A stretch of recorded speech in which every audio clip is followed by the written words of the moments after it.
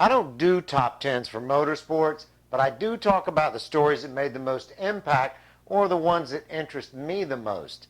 Dan Wheldon, Tony Stewart, Kurt Busch, Alfani Racing, Kimi Raikkonen, they're all here.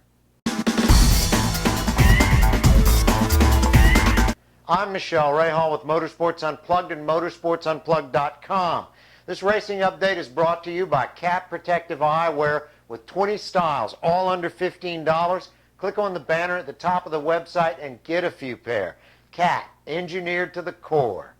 The top story in motorsports by anyone's measure has got to be the untimely death of Dan Wheldon. The hows and the whys, they really don't matter when such a great guy dies. Dan's death impacted every single sector of motorsports from NASCAR to Formula One. IndyCar's response to the tragedy has been so far appropriate. Let's hope the new car and the yet-to-be-named race director make IndyCar's 2012 a good one. Tony Stewart winning the Sprint Cup Championship was right out of the dream book. He fights and he struggles all year. He's self-effacing in public, and when it's hammer time, he's all over the chase like a cheap suit. It has to have Johnson and Kahne scratching their heads, but with that driver-crew combo, nothing lasts forever. Kurt Busch getting canned was more than a when than if. The captain doesn't do well being yelled at, and he's worse when his sponsors start complaining.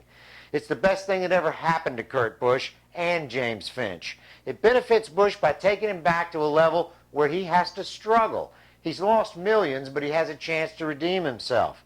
As for Phoenix Racing, they've got the chance to become a team that has legs. You know there's a lot of talent out there waiting for a chance to work with a great driver so they can prove themselves. Well, if Finch can get the chemistry right, winning will be the best medicine for gathering resources to keep growing. Filling Busch's seat over at Penske is A.J. Allmendinger. It's his shot. Roger Penske knows exactly who A.J. is. He watched him coming up through the open wheel ranks. It's now time for A.J. to show his stuff. Keselowski isn't going to be the most accommodating teammate. Formula One's news might seem obvious and boring all at once. Red Bull and Sebastian Vettel win the title again. Well, I think that 2012 might tell a different story. Red Bull has had to come up with a totally new car given that blown diffusers are now gone with the wind. McLaren and Ferrari kicked off their 2012 development cars earlier than usual, and the question remains, did Red Bull do the same? The other stories with an F1 had a different feel. It was who's going where and who's going out.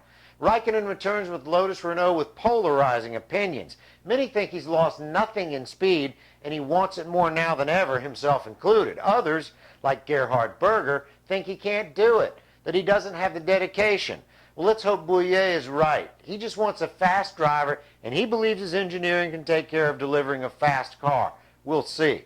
Kasey Kahne, you can't make this stuff up. Kahne made the horrible mistake of offending women, and breastfeeding women at that.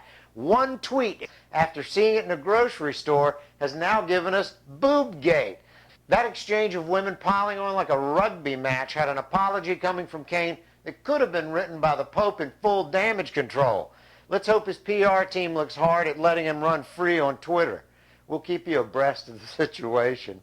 Del Worsham and Larry Dixon, both world champions, exited stage right from Sheikh Khalid Al Thani's team, only to be replaced by Sean Langdon and Khalid Al Balushi in the top fuel cars.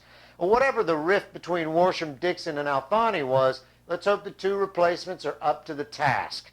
That's a brief moving into the new year. Be sure to keep checking with us. Our NASCAR and NHRA websites are going to take on a slightly different look. They'll still be easy to read and to navigate. For Cat Protective Eyewear, I'm Michele Rahal. I'll see you later in the week.